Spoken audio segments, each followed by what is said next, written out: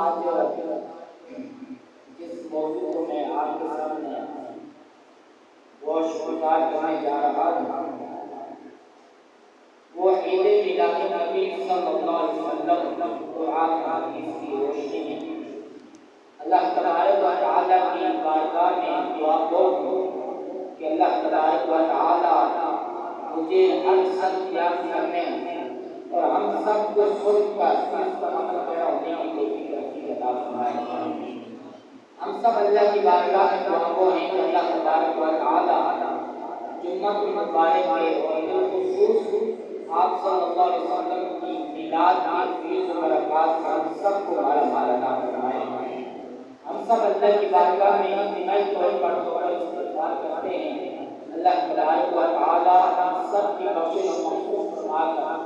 ہم سب کو اپنی توبہ پر استقامت کو دوام عطا فرمائے۔ معزز سامعین،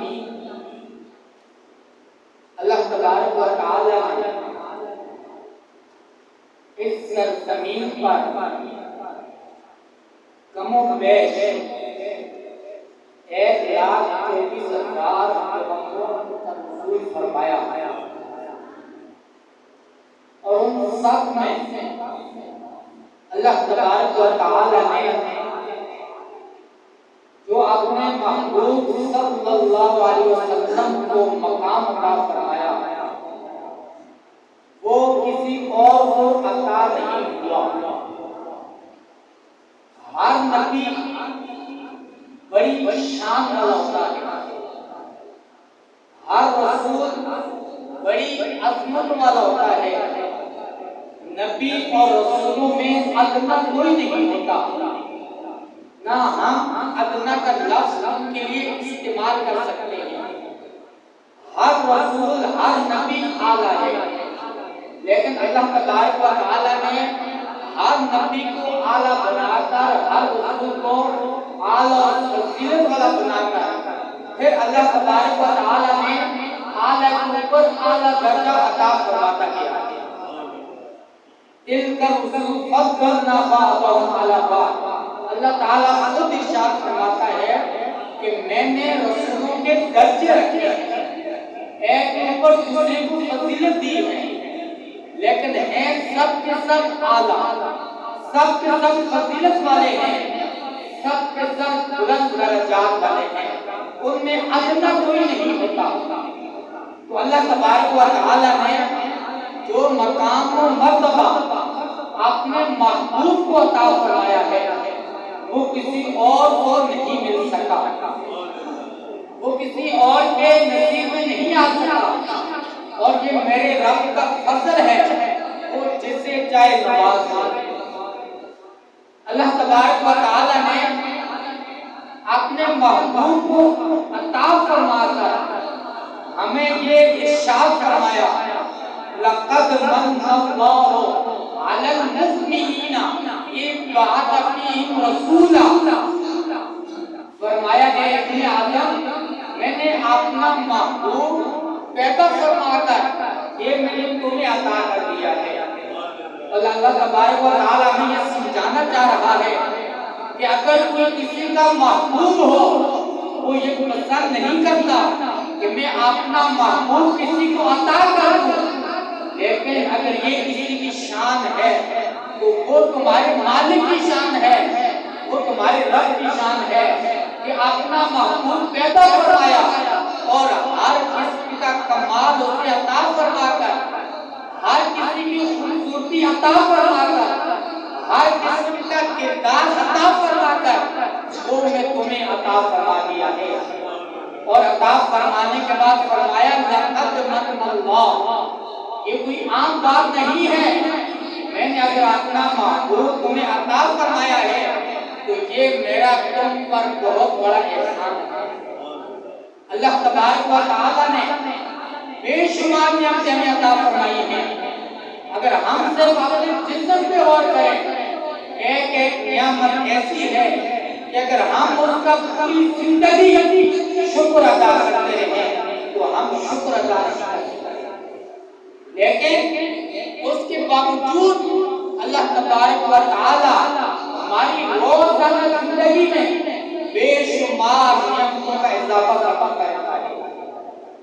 اللہ تبارک و تعالی نے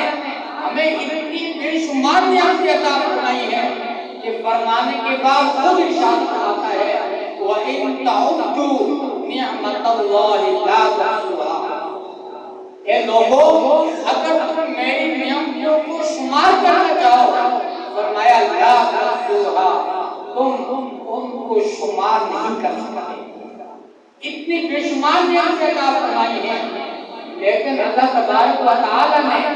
احسان نہیں جتلایا، بس وہ عطا فرماتی ہیں اور عطا فرماتا جا رہا ہے۔ اللہ تبارک و تعالی نے جب اپنا محبوب عطا فرمایا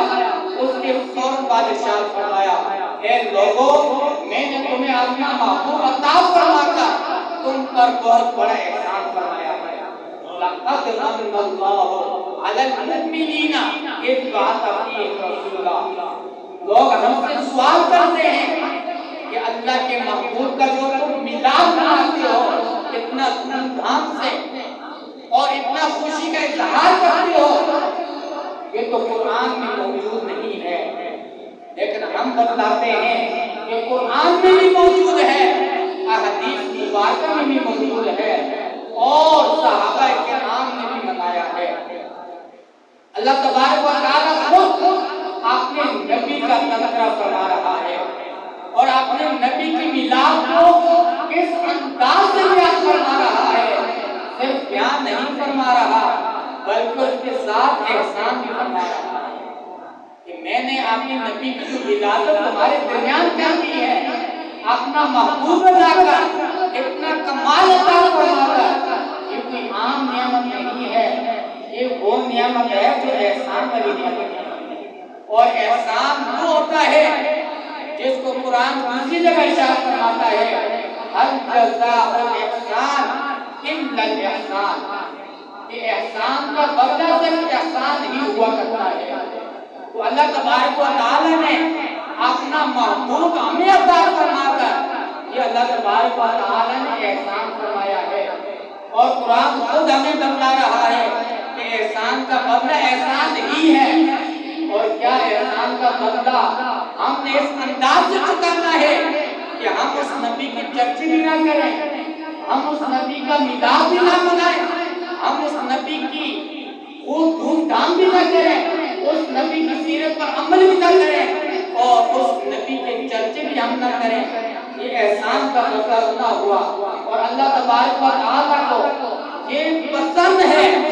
یہ پسندیدہ عمل ہے کہ اللہ تبارک و تعالیٰ نے جو جو نعمتیں اپنے بندوں کو عطا فرمائی ہیں، میرا رب یہ چاہتا ہے کہ ان نعمتوں کا اظہار کیا جائے،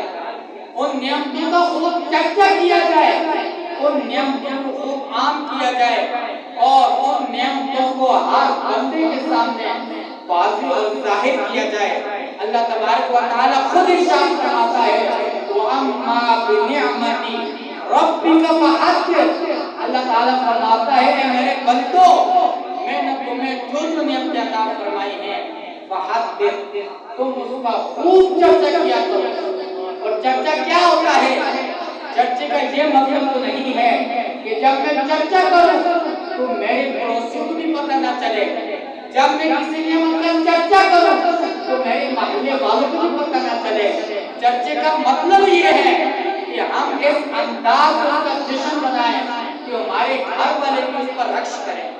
ہمارے محلے والے بھی اس پر رقص کریں، اور پوری دنیا اس کو دیکھ کر یہ تمنا کرے کہ خاص یہ نعمت ہمارے پاس کی ہوتی ہے۔ ہم اپنے نبی کا میلاد اس انداز سے منائیں اور اتنا دھوم دھام سے چرچا کریں کہ یہ یہودی بھی اپنے دل میں یہ تمنا کرے کہ کاش ایسا حسین نبی ہمیں بھی عطا ہوتا، یہ عیسائی یہ دل میں تمنا کرے کہ کاش ہماری نسل میں بھی ایسا نبی پیدا ہوتا۔ کیونکہ یہودیوں کو ایمان سے کس چیز نے روکا ہے؟ ہندوؤں کو ایمان سے کس چیز کو روکا ہے؟ کفار مکہ کو ایمان سے کس چیز نے روکا ہے؟ وہ کوئی اور چیز نہیں تھی، وہ ان کے دل کا حسد تھا، وہ دل کا بغض تھا، وہ دل کا کینہ تھا۔ وہ یہ چاہتے تھے کہ جو آخری نبی آنے والے ہیں جو حضور صلی اللہ علیہ وسلم تشریف لانے والے ہیں، جو اللہ کے محبوب اس سرزمین پر جلوہ فرمانے والے ہیں، وہ بنی اسحاق سے ہوں، لیکن ہمارے نبی وہ حضرت ابراہیم علیہ السلام کی اولاد سے ہوئے، حضرت اسماعیل علیہ السلام کی اولاد سے ہوئے، جس پر وہ چل پڑے، وہ خاک ہو چکے، وہ اندر سے جلتے رہے، وہ بال سے جلتے رہے، اور وہ ان کو لے ہوا، وہ حضرت ان کو لے ہوا، ان کا کینہ اس حد تک چلا گیا کہ وہ آخری نبی کو ماننے میں بھی انکاری ہو گئے،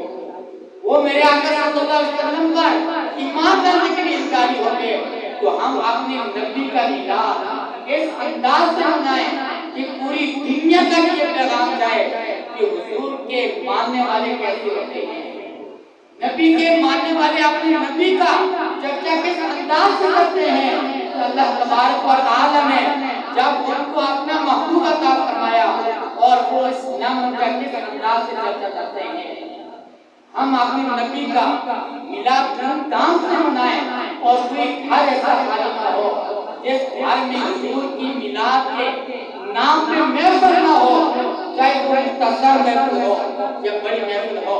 اگر آپ زیادہ سسٹم نہیں بھی کر سکتے، اپنے گھر والوں کو بٹھائیں، اپنے بیوی بچوں کو بٹھائیں، اپنے رشتہ داروں کو بٹھائیں اور حضور کی نعت سنیں، کسی بچے سے نعت پڑھوائیں، کسی بچے سے تلاوت کروائیں، اور آپ خود حضور کی سیرت بیان کریں، اور آپ اپنے بچوں کو یہ بتائیں کہ میرے نبی صلی اللہ علیہ وسلم کون تھے۔ اس سرزمین پر 1,24,000 روپے چھٹیاں کام تشریف لائے، اور پھر اپنے بچوں کو بتائیں، اپنے گھر والوں کو بتائیں کہ اللہ کے محبوب کا میں کیا مقام ہے۔ وہ کوئی عام نبی نہیں ہے۔ صحابہ کرام مسجد نبوی میں بیٹھ کر تذکرہ کر رہے تھے کہ اللہ تبارک و تعالی نے حضرت آدم علیہ السلام کو اپنا پیارا نبی بنایا اور انہیں صفی اللہ کی لقب سے نوازا، حضرت عیسیٰ علیہ السلام کو روح اللہ فرمایا، کلمہ اللہ فرمایا، حضرت موسیٰ علیہ السلام کو اپنا عظیم الشان نبی فرمایا اور اسے کلیم اللہ فرمایا۔ اسی اسلام میں میرے محبوب تشریف لے آئے، اور میرے محبوب جیسے تشریف لائے، صحابہ کرام کو دیکھا کہ وہ انبیاء کرام کا تذکرہ کر رہے ہیں، انبیاء کرام کی میلاد کے چرچے کر رہے ہیں، تو میرے آقا صلی اللہ علیہ وسلم ان کو سننے لگے، اور تھوڑی دیر میں ان کے درمیان جلوہ افروز ہوئے، اور میرے نبی فرمانے لگے، اے میرے صحابہ، اس میں کوئی شک نہیں ہے کہ حضرت آدم کو صفی اللہ بنایا ہے، حضرت موسیٰ کو کلیم اللہ بنایا ہے، حضرت عیسیٰ کو روح اللہ اور کلمہ اللہ بنایا ہے، لیکن تم جانو اور یہ سمجھو، خبردار ہو جاؤ، مجھے اللہ نے اپنا محبوب بنایا ہے۔ اور محبوب کون ہوتا ہے؟ جس کے اندر صفی اللہ کی صفت بھی موجود ہوتی ہے، جس کے اندر روح اللہ کی صفت بھی موجود ہوتی ہے، کلمہ اللہ کی صفت بھی موجود ہوتی ہے، کلیم اللہ کی صفت بھی موجود ہوتی ہے۔ محبوب تو ہوتا ہی وہ ہے جو سب سے خوبصورت بھی ہو، سب سے اچھے کردار والا بھی ہو۔ اللہ تبارک و تعالی نے اپنے محبوب کو